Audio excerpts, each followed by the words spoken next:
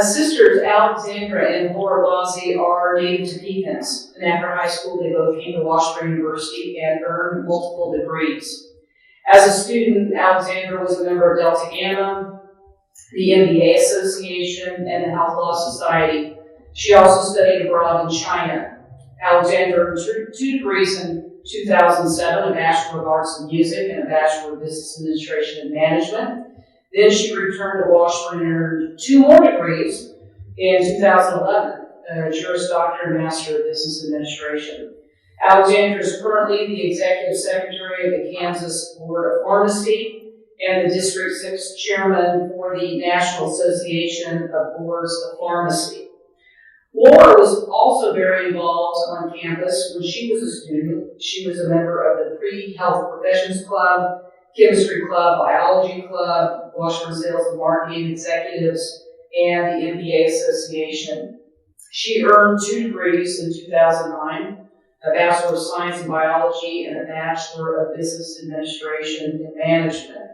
She attended medical school and graduated from the University of Kansas School of Medicine in 2013, completed her residency there, and works there in pediatrics. While maintaining her medical practice, she then returned to Washburn and earned Master of Business Administration in 2019. We had a unique opportunity to have discussion with both Alexandra and Laura about their professions in the healthcare industry. And tonight we'll delve into how healthcare providers can learn more from Generation Z. So, Alexandra, if you'll join me on stage here. So I'm going to ask a series of questions, more of a discussion than just a lecture by our two speakers. And I'd like to start off by asking, your academic accomplishments are noteworthy, to say the least. Between the two of you, you have 7 Washburn degrees. And then your younger brother, Sam's here, who has multiple degrees from Washburn as well. He's an Ichabod. And what was the driving force behind your enthusiasm to pursue a college education? And furthermore, stay in Topeka and study here at Washburn. Well, I can start. For one thing, there's another bond at our table. Our mother, Linda, got her undergraduate degree here at Washburn, so it was a program and in a university that we were familiar with. For me, I think that the discussion started early about what do you want your life to look like, what goals do you have for the rest of your life and your career and the kind of life you want to live, and how are you going to get there? And university education was always a part of that. And so when it came time to make a decision about where are you going to go, what are you going to do, what are you going to study, it became clear that we were both very interested in a broad array of topics, and we wanted to spend our time finding ourselves in college through education, and that the demands of what we were hoping to create for ourselves weren't really accommodated by any other university other than Washburn. And even in 2002 and 2004, when we started on this path, Washburn was so willing to customize our education and make it the academic path that we wanted and needed,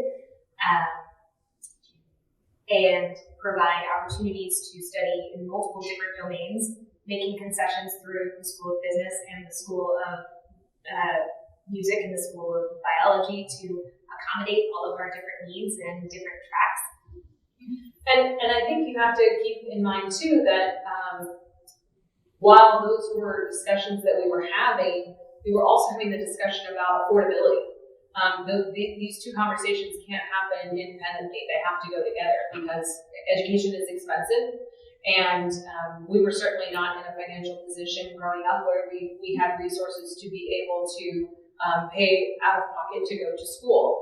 And so I think we'll just say right at the outset that we both went to Washburn University for our entire undergraduate education, 100% paid for by grants and scholarships. 100%. And that is because of people in this room. That's because of people in the Topeka community and many alumni at Washburn who invested in our success in education.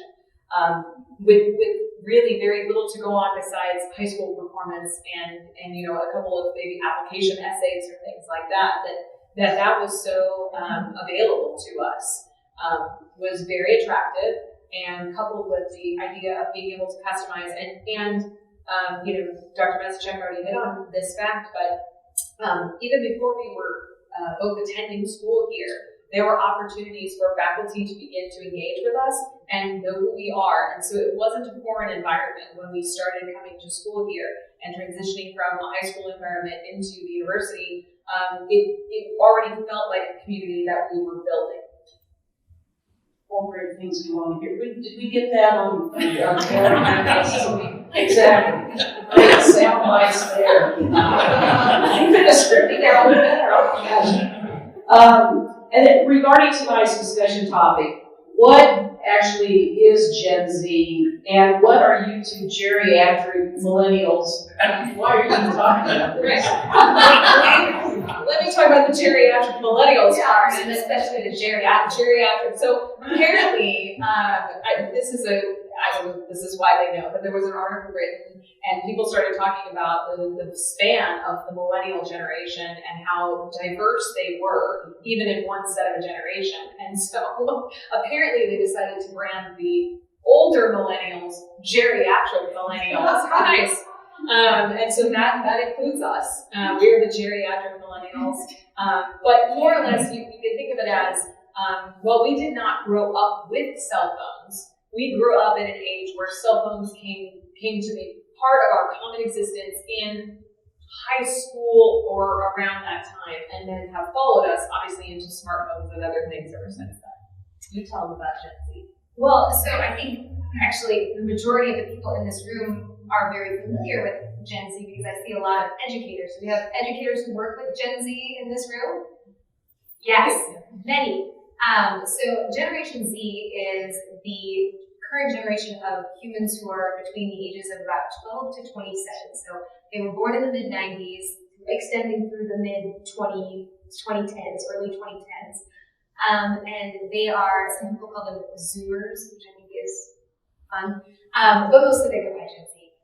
And they are what people refer to as digital natives. They don't remember a time when technology was not fully integrated into their lives.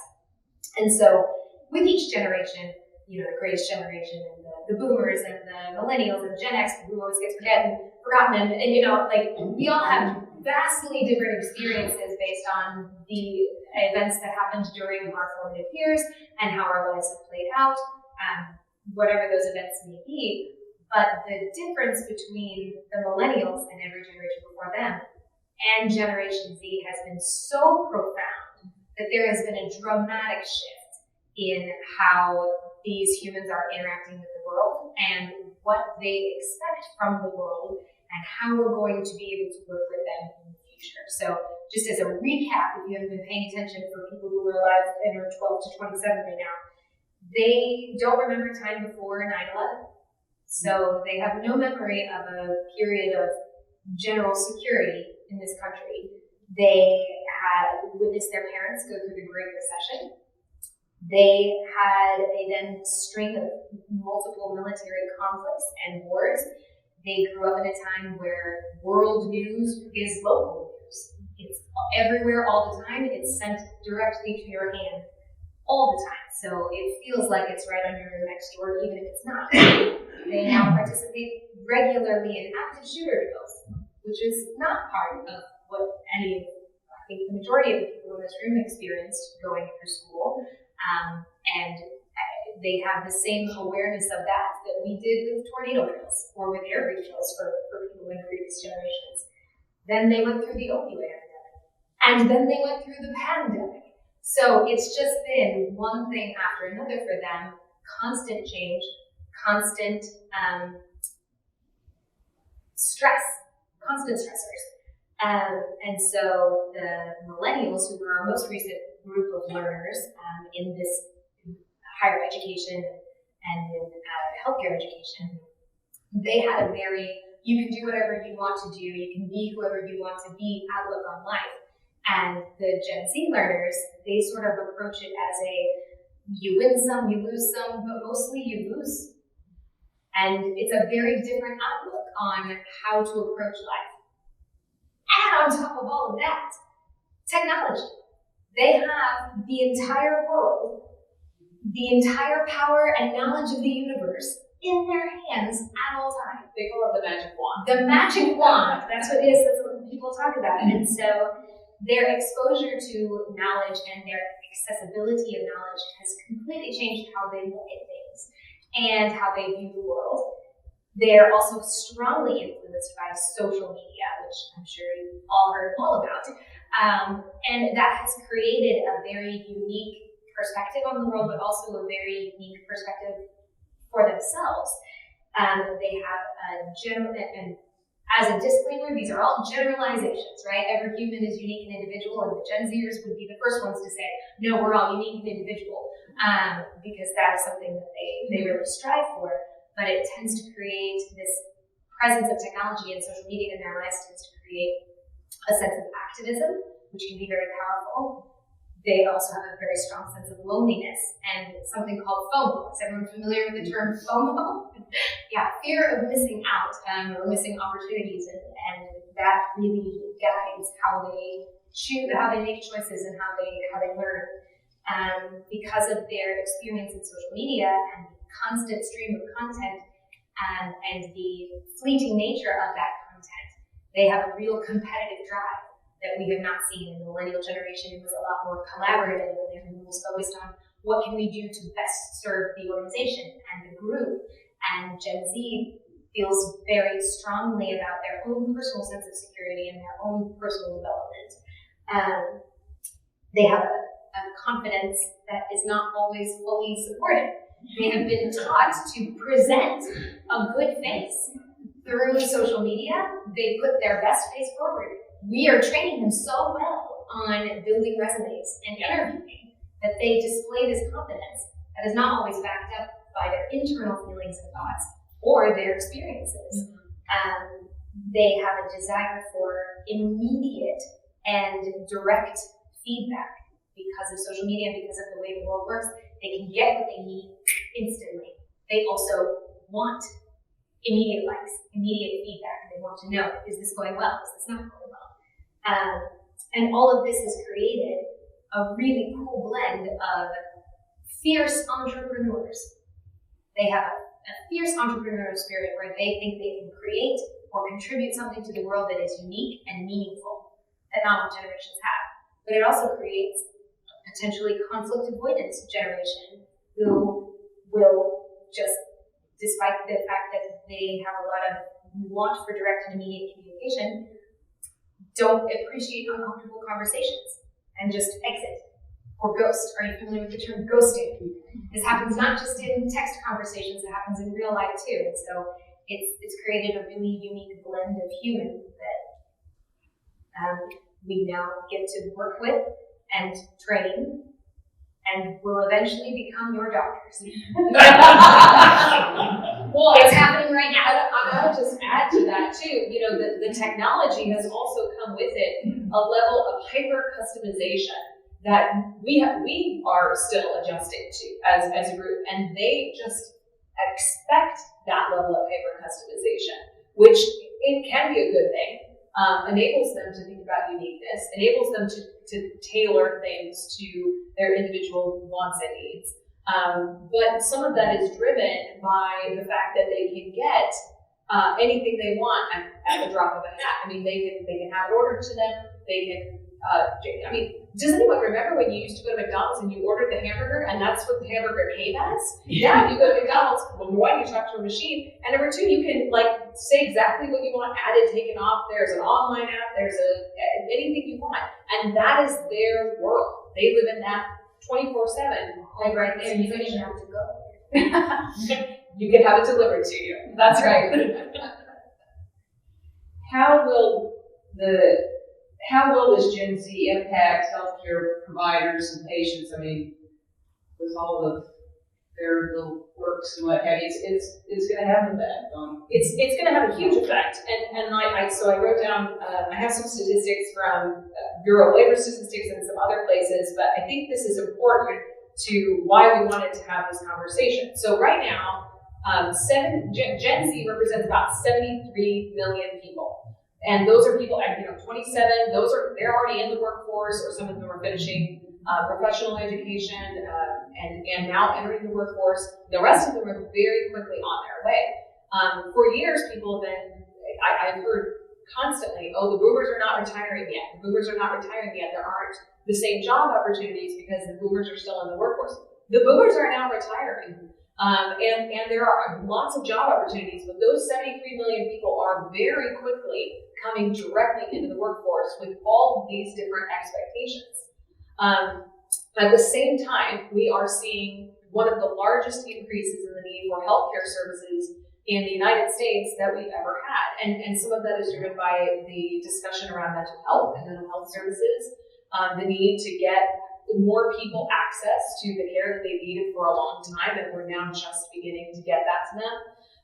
But it's also just the volume of people that we have and the medical services that are now available to folks. So whether it's pharmacy, going to see your primary care doctor, getting an immunization, needing an ultrasound or some sort of occupational therapy or mental health services, the demand is just going up and up and up and up. So this becomes an economic problem when you understand what the deficit is in the number of that 73 million that are actually coming in to the healthcare workforce. So I'll pause you right there to also add the healthcare industry in general is burnt out.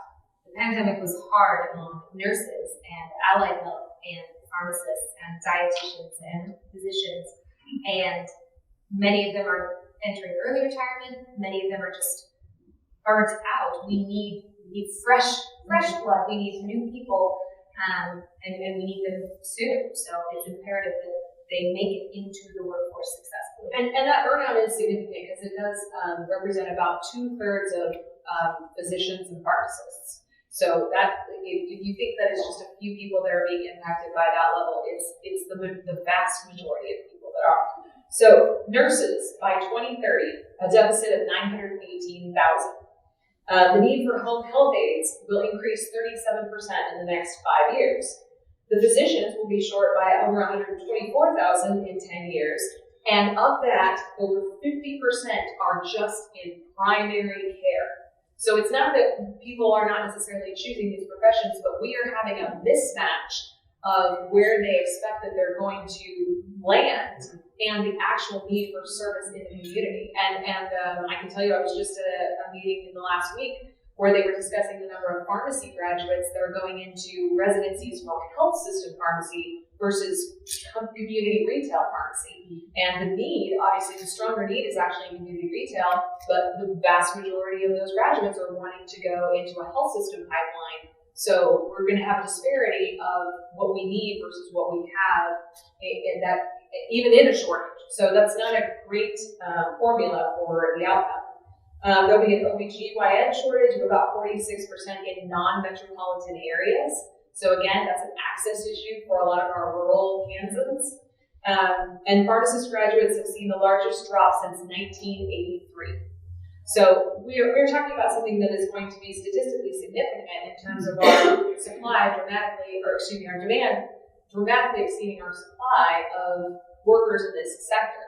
And I think that was what really kind of drove us to start talking about this, because we need to prepare this next generation of learners and be able to bring them in, whether it's a technician in a hospital or in a pharmacy, a nurse that's going to work in a clinical care setting, or even in-home setting, as we're seeing strong increases in the need for that. There are lots of new hospital in your home programs, if you haven't heard about those, trying to keep people out of institutional settings and keep them in an environment where they can be successful and safe and feel comfortable while still providing them the services that they need. So, and I have to say, that's not always easy. For people who have worked with Gen Z, they have a lot of specific demands and needs, and enticing them into higher education at this time when it's more expensive than it's ever been, and there are new career pathways, and everyone can be a YouTube entrepreneur and monetize their social media. It makes it really complicated to continue to attract learners and get them through a pipeline and a hierarchy of education when that's the last thing they want to be a part of. What Gen Z is seeing and feeling is that they might want to take a more non-traditional approach. They might not want to go to university immediately after high school. They might get 3 years into medical school and decide it's not for them and just exit the workforce. Let's say they get through all of their nursing school training. They realize what it's like to do shift work, where you clock in and clock out at the end of the day, and you work Saturdays, and you work holidays, and they decide that does not meet their work-life blend. They exit the workforce, or they cut down on the number of hours that they're working. We are struggling to fully prepare Gen Z for the demands of the healthcare industry, because yes, it would be great if we could all have a fantastic work-life blend where we don't work after hours, or we don't have, or you get to work when you want to work, where you want to work, which is a high demand for Gen Z.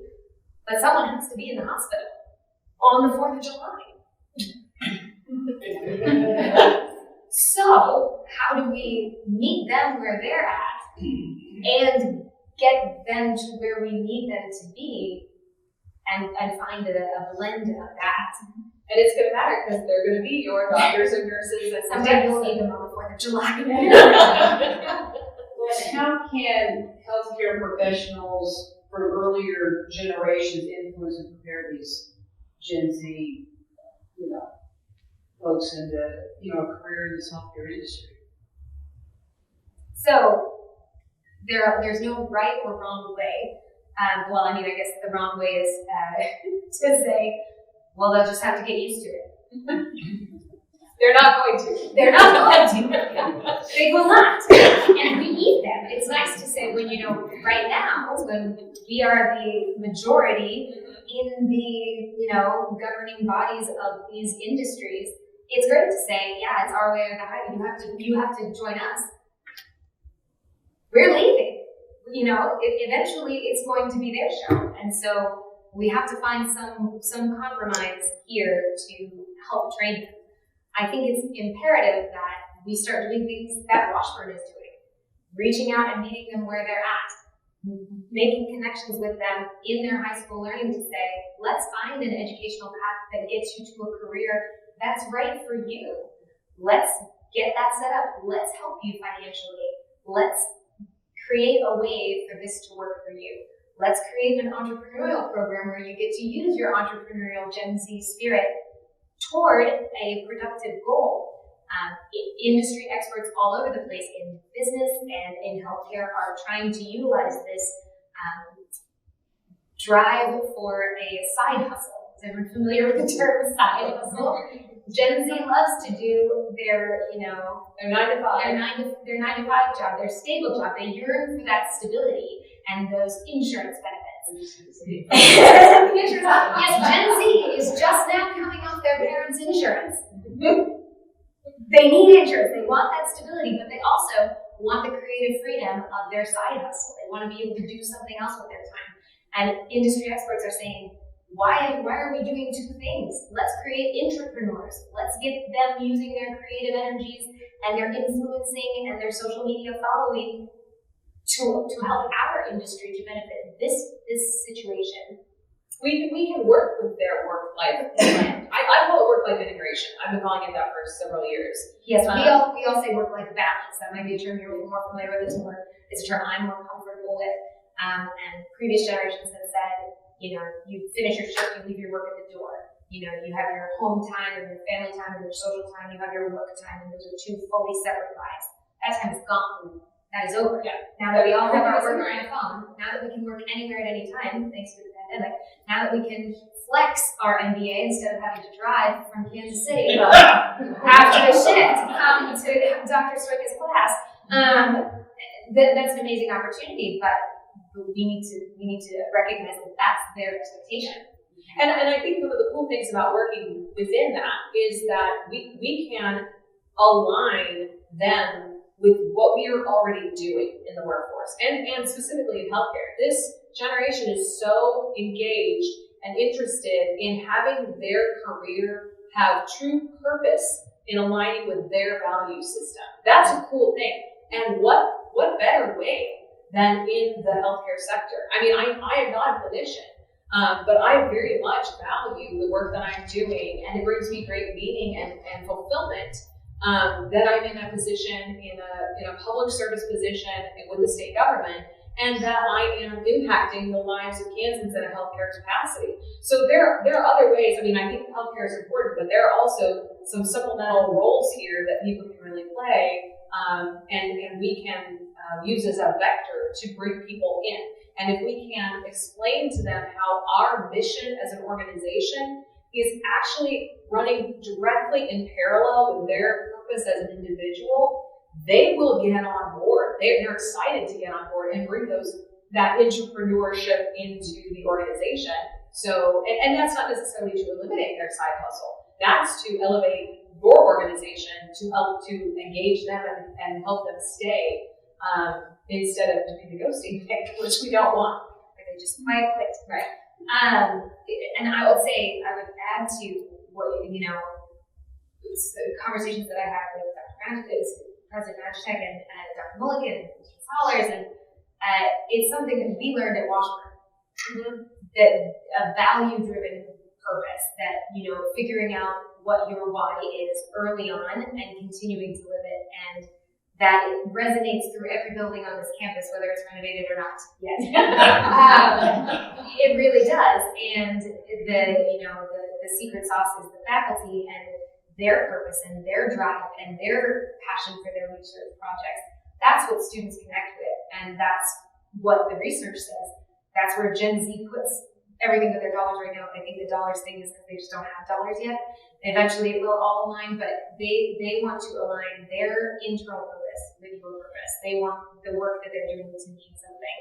They don't want to just punch a clock and be there and do their job and then leave. They want it to be fully integrated into their existence, and then moving that forward and learning those lessons early. I think that's what Washburn is all about. That's definitely what it taught us.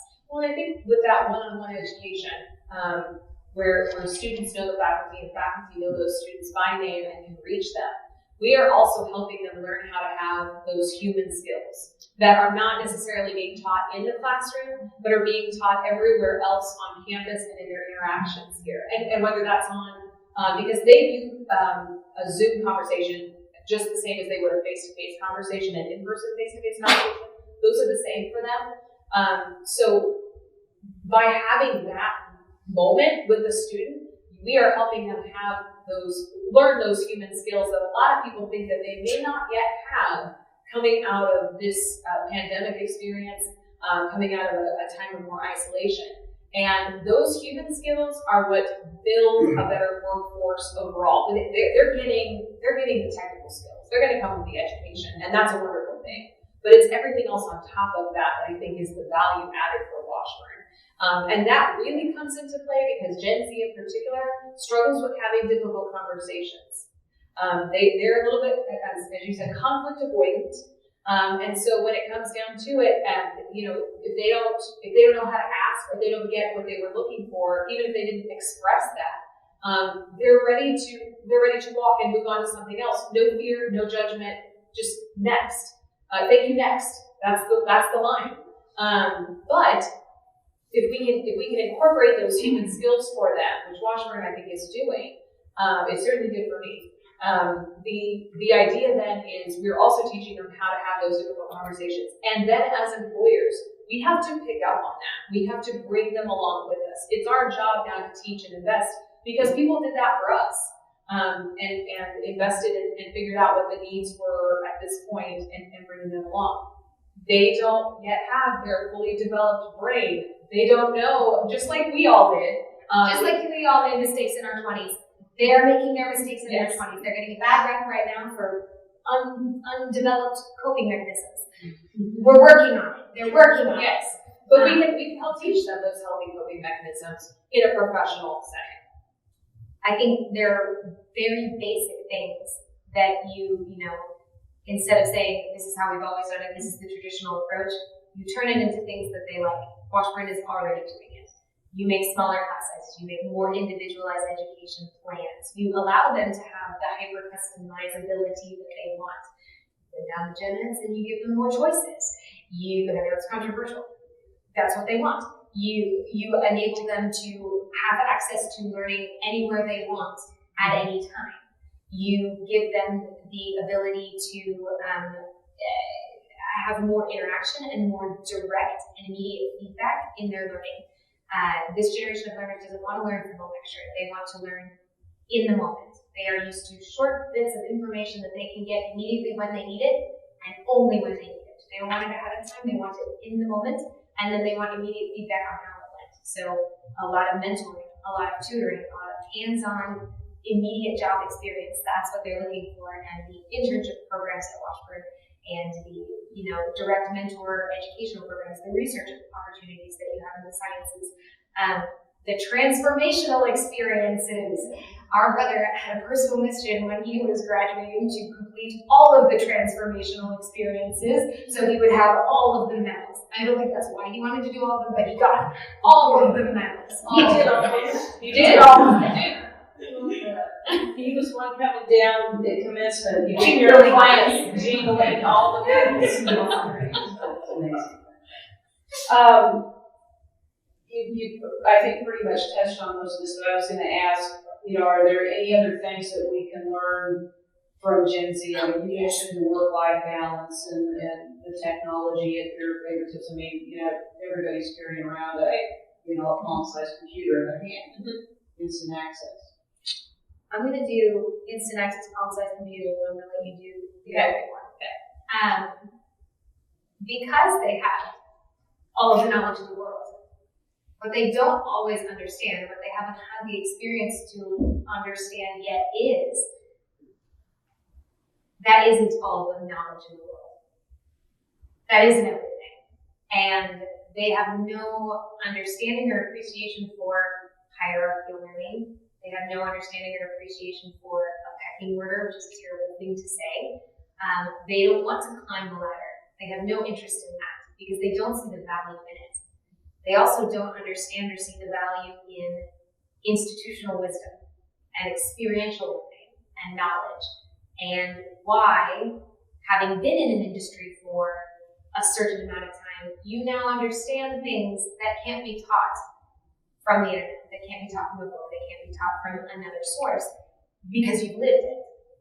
They haven't lived enough to know that yet, but they know that they can find everything that you know on this phone, so that we must be equivalent.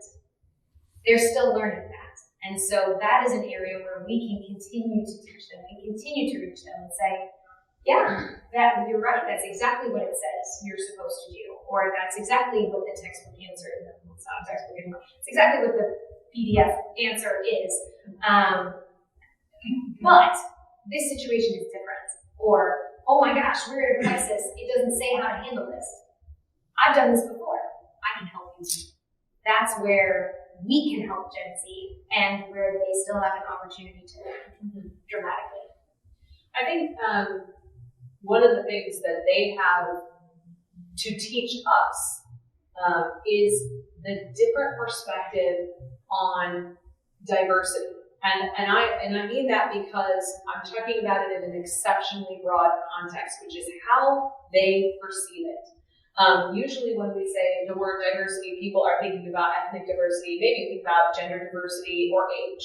That's generally about as limited as people are in what comes to front of their mind. But there is so much more to diversity, and because they are seeing every unique human as that unique human. Well, pause right there. They're the most diverse generation. Gen Z is the last majority white generation, 48%. Generation Alpha, which is right behind them, by the way, we'll come back in a few years and get that talk. They will be not majority white. That's amazing. That's an amazing amount of diversity. But they also are looking at the world through different lenses than any generation before them looked at the world and understood what diversity, equity, inclusion, belonging.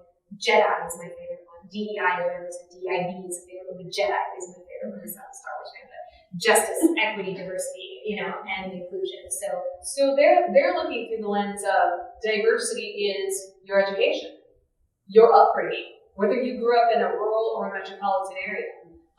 Did you grow up on a farm? Because that is meaningful to people on the coasts who have no understanding or experience for what that could look like or feel like or be like. It is your diversity of how you are approaching a particular problem set. So that's the Myers-Briggs or the Enneagram.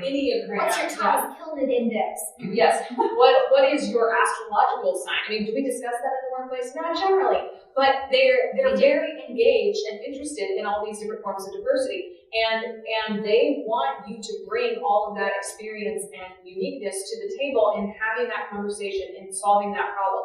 I love it. I think it's fantastic. I have been incorporating it in my workplace, and honestly, the first time I ever heard the words diversity of thought were on this campus in a Washburn classroom. So we have been teaching this to students for many, many years in our undergraduate and graduate MBA programs. But this generation is programmed with that understanding already. They can teach us so much about that diversity of thought. And I can tell you, as someone that has multiple individuals from every generation working in my office with me on a day-to-day basis, it is awesome. It is fantastic to watch that confluence of different ideas and perspectives solve a problem in a way that I would be like, I wouldn't have even thought of that in a million years. And it's not just one person bringing that idea to the table. It's one person sparking an idea, and it's another person piggybacking on that, and a third person saying, I love that. I think we can even now apply it to this other thing over here. So they can really bring something different to the table and how they're approaching these problems, approaching a team environment. They want to know about all the different kinds of experiences and backgrounds that you each have in having that conversation. And that's really cool. I think we'll start to kind of wrap things up with the final question, and we'll open it up for a couple of some Q&A. But how did your education here at Washburn impact your career and propel you into the leaders that you are today? Well, we kind of already answered this. No, I'll say more. I think one of the, aside from giving us the building blocks to go on and have successful careers, Washburn also. Yes, let's not underscore the importance of academics. Yes. We have to learn the things. Yes, you have to learn the things. This is a school that is about community in a much larger context. And I think the beauty of what Washburn can offer Gen Z is the same thing that Washburn's been offering to each generation previously. And now we can just begin to focus that energy on how do we now even shift a little bit more and tailor it to that. For me, Washburn was a continued outgrowth of a community that had invested in my well-being, that had invested in my skill sets and talents. So not just at a elementary and high school level, but then at a collegiate level, and then at a graduate school level, and was without much expectation of anything in return. Although that's a drive and a desire to want to return that. Being willing to say, this is our future. And that was very clear in the selection of the students that were coming into the school, the classmates that I had here, the faculty that were here. So it's about building the entire community, and the faculty being so well-versed, so diverse, so willing to go the extra mile for any particular need that I had, whether it was substitute. I couldn't take, this is a silly thing, but one of the requirements of my vocal music degree was completing the improvisation class. And it was not offered at the time that I needed it to be offered. It wasn't even offered that year at all. And so I would have had to have waited a whole extra year. And it didn't really come to mind until recently, talking with a friend of mine who went to a different university that maybe wears purple, and talking about a very similar educational pathway. And Craig Trinan actually created an independent study improvisation class just for me to take that semester so that I could finish my vocal degree and meet with him when it worked for our schedules collectively, so that I could graduate on time and move on and do these other things. And that my colleague, a friend at that other school, was not able to have that same opportunity afforded to them. And it just seemed like such an easy way to make something workable for a student. And Washburn does that with every single student, every single time.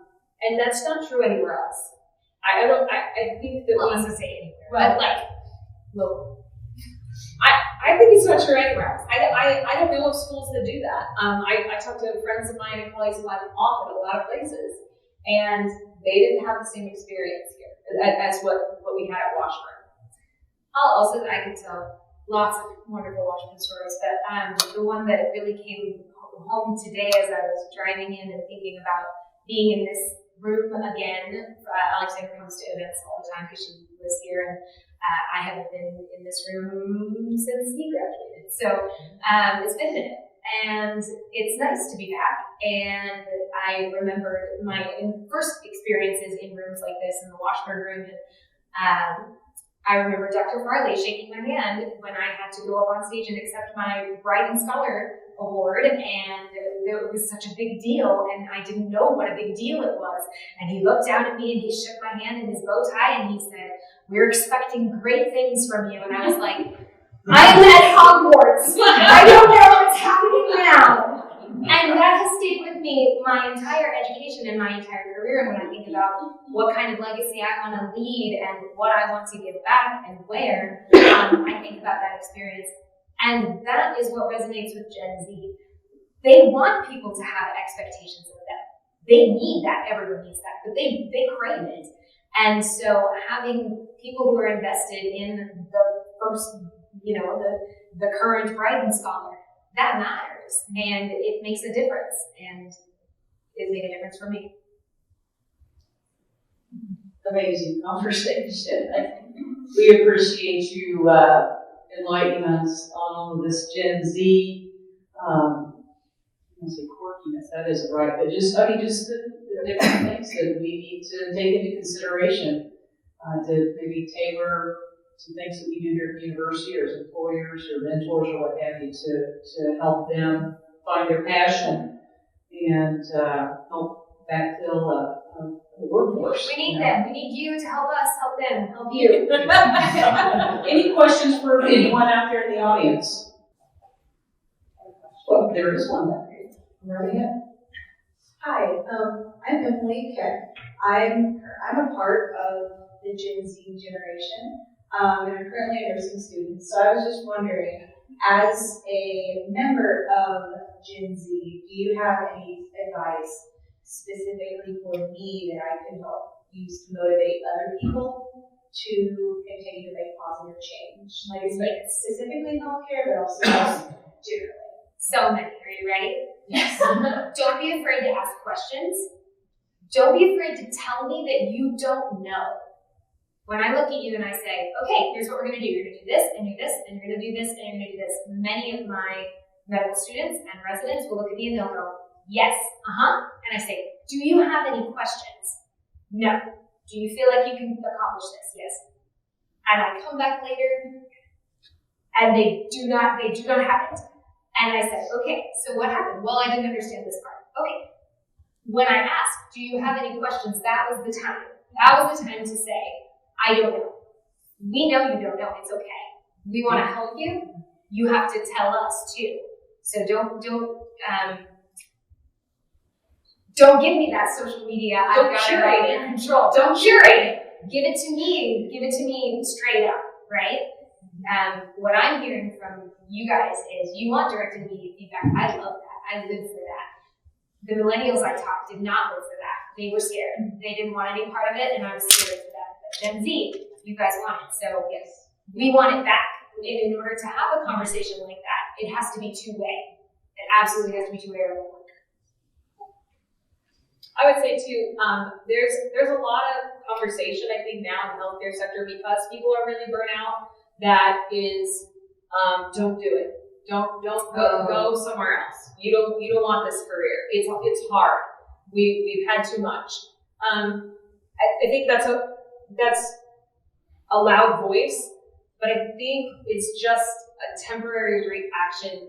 And really, at the end of the day, the providers that I know that love their work, they still love being in the healthcare profession, and we need them. And so please, try to continue to encourage people that this can be successful, and you can build it into whatever you want it to be. Mm-hmm. Just because people are saying that the status quo is not palatable anymore, you don't want this, go into it anyway. Change it.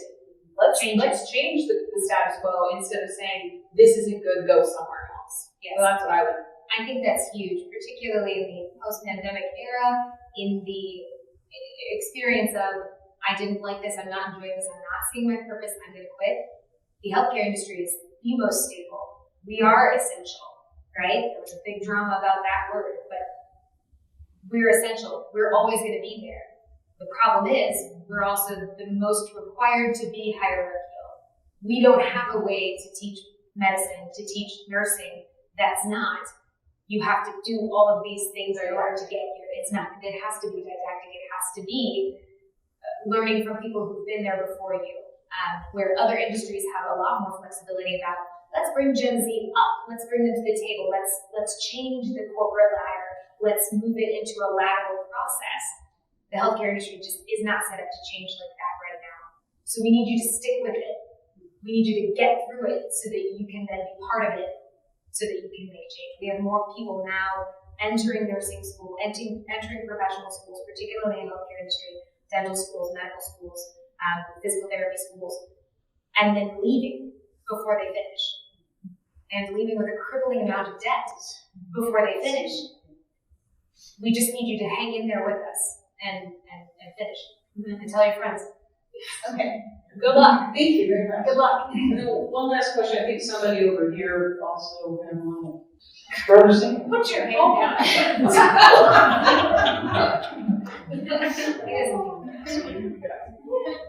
So the discussion of the differences that Gen Z has with certainly older generations, and the compromise that has to be made in light of the deficits that the healthcare industry is facing. At what point, if any, is there a threshold where the profession itself has to draw a line and say, the work is the work? And if so, if there is that point, how, if you have seen it in your professions, and if so, how do you handle that? I sense that you're picking up on things that I've said outside of this room. It's a scary time. It's a scary time to work with learners who don't want to come in on the weekends and who are like, it's 2 o'clock. We are basically done for the day, or I noticed that you don't have any admissions today. Do I need to come in?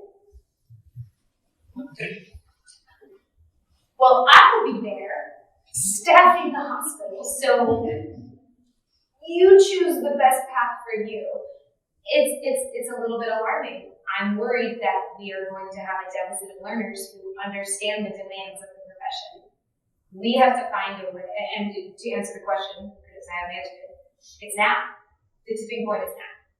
We have to simultaneously find a way to bend the demands of the healthcare industry to the needs of the people who are going to be performing this care, or we're not going to have it. We also need to say, someone has to work. We need you to be here. Are there other ways that we can do this? Can we employ more telehealth? Can we get more shared coverage? Can we do more part-time employment? Can we support you in those ways? How can we create a better work-life blend for you while you're going through medical school and residency, while you're going through nursing school? People have to come from both sides in order to fix this problem, because it's going to be a problem. And I think the solution is not necessarily to draw a line in the sand. I think we have to be willing to have the conversation. I think these conversations are happening at the national level too, with a lot of the conversations around burnout and workplace conditions, and why have these been the expectation? Why is the expectation that people work 12+ hour shifts? I mean, that is not necessarily based in any kind of study about the health of the provider, right, or the employee. So the conversation has to include, just because we've always done it that way doesn't mean we should continue. And what does a healthier version of this look like, where we can still meet patient needs and cover and staff with a healthier blend, and incorporating other solutions we have now that we did not necessarily have 20, 40, 70 years ago. Yeah. The solution is not, this is how we've always done it, we have to do it this way, we did it this way, we lived in the hospital. Yeah, you did. They're not going to do it. So we have to figure out how to make it palatable for them, how to use new resources that we didn't have then to support the whole industry. These conversations, we've been talking specifically about the healthcare profession, but I mean, all of this applies really to any career out there, not just healthcare. So, yeah. So throughout my life, I've always heard, like, you're going to change careers a couple times, and, like, that's great, and all these things. But you guys make it seem like that's not the way to do it, that you should really stick with what you've learned and what you're, interested in. Well, so what she does is a little bit different than what I've done. I'll talk about it first, if that's okay. I don't think that's necessarily true. One of the coolest things I love about the education that I have is that it is incredibly versatile. So while I think, yes, do you need to get on a track at some point and decide a vague direction of where you're going? Probably, because otherwise you're not necessarily going to have a skill set that's honed in a particular area that can allow you to actually be successful and propel forward.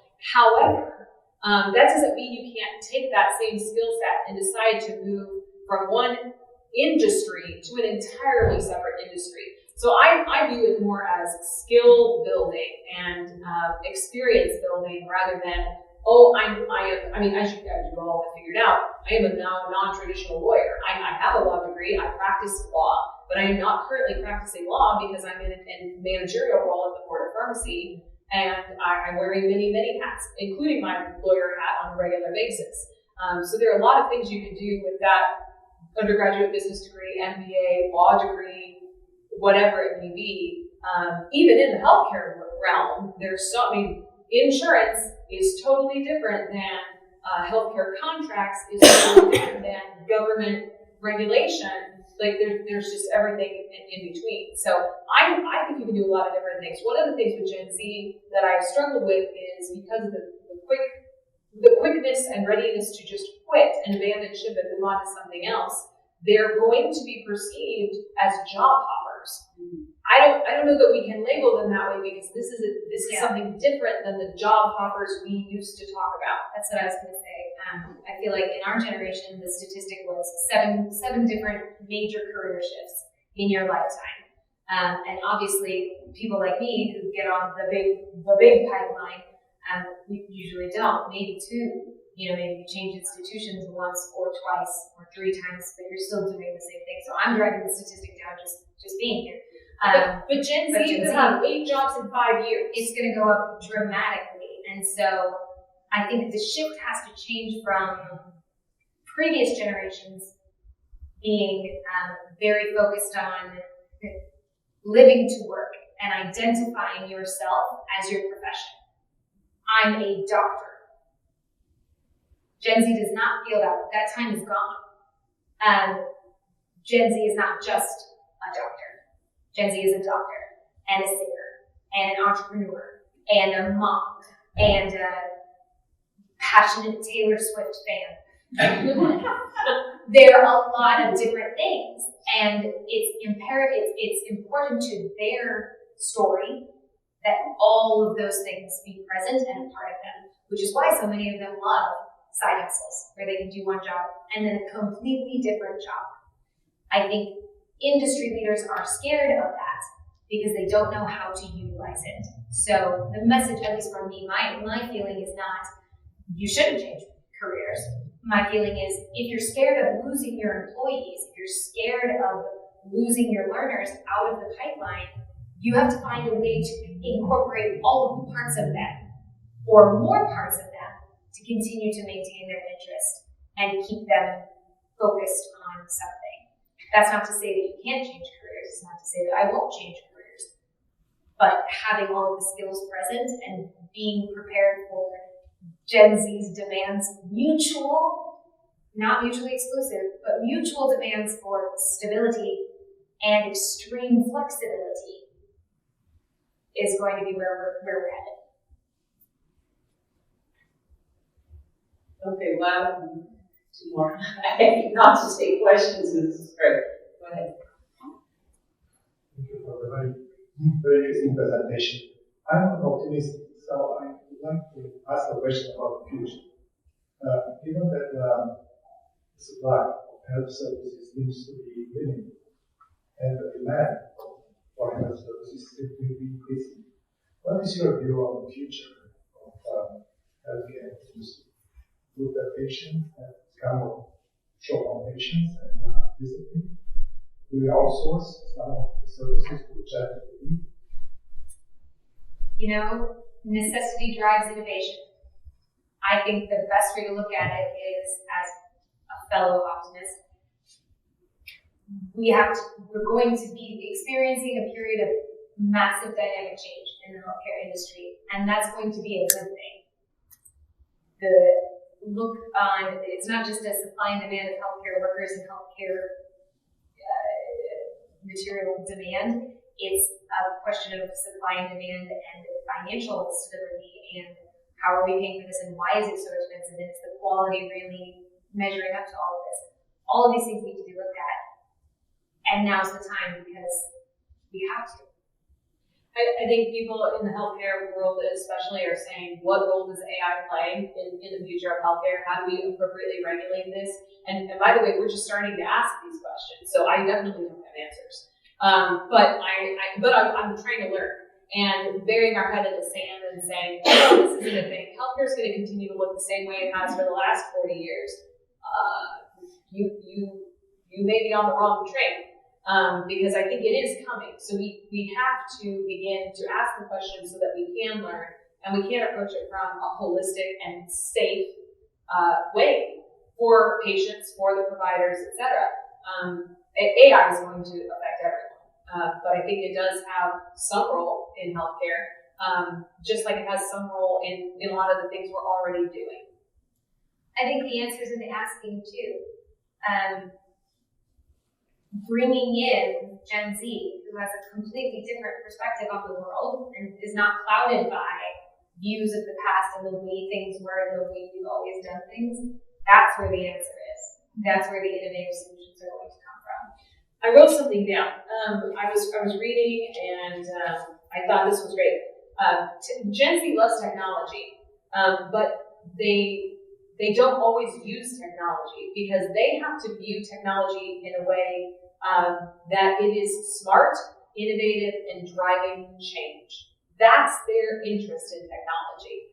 And I thought that was really, really poignant about what their approach is to something that they've had their whole life versus something that we're viewing as. Just last question, right? So I'm going to middle school next semester. I'm currently Congratulations! Thank you. But you sort of answered this a little bit about how you see AI working in the healthcare industry, especially like to decrease maybe the need of physicians and nurses that we need by outsourcing some of those AI. feel hopeful. I think it's needed. I think people are scared of it, and I think there's an appropriate level of caution whenever we introduce something new, right? You need to weigh the pros and cons and make sure that we're making choices that are actually driving productive, beneficial, efficient change, rather than using technology for the sake of technology. But we're starting to see it all the time. I think the healthcare industry is simultaneously on the front end and on the back end. And I will answer that by saying my pager is in my bag, my actual pager. So obviously there's room for improvement on the technology front. I don't even know if you know what a pager is. It currently is. Everyone else is laughing. They're looking at me like I'm scared. It's a thing from the 80s. It's in movies. It's a prop in movies, but there are innovators in the field. It's happening. It's part of your education. VR education is happening in medical schools now. Simulation learning and building more of those skills in safe artificial environments before you enter into workforce. That's probably the impacts you most recently. And in other areas, I mean, AI has been being used in pharmacy for a while now. I mean, it's most typically called automation in pharmacies, but there are large companies that have been utilizing machine learning for a long time in terms of the filling of prescriptions, the shipping of prescriptions, all of that. And I think, we can all see that there are more and more medications available for different things. They're all unique. Some of them are in the pill format. A lot of people are getting injectable medications now. A lot of people are having to go to have customized compounded infusion medications. And so as all of that diversifies and it becomes more complex, I think technology has a role to play in the fact that if you look at purely the data, technology makes fewer mistakes on finite formulary kinds of issues. Checks and balances, though, are important. Wow. That's all I can say. It's a fascinating conversation, and appreciate all your insight and kind remarks about your quality education received here at Washburn. Makes me proud to be an Ichabod, I can tell you that. And we have lots of accomplished alumni out in the workforce, and Washburn's making an impact on the world through alumni like you and others out there. So thank you so very much for being here. We appreciate it so much. And thank you all for being here.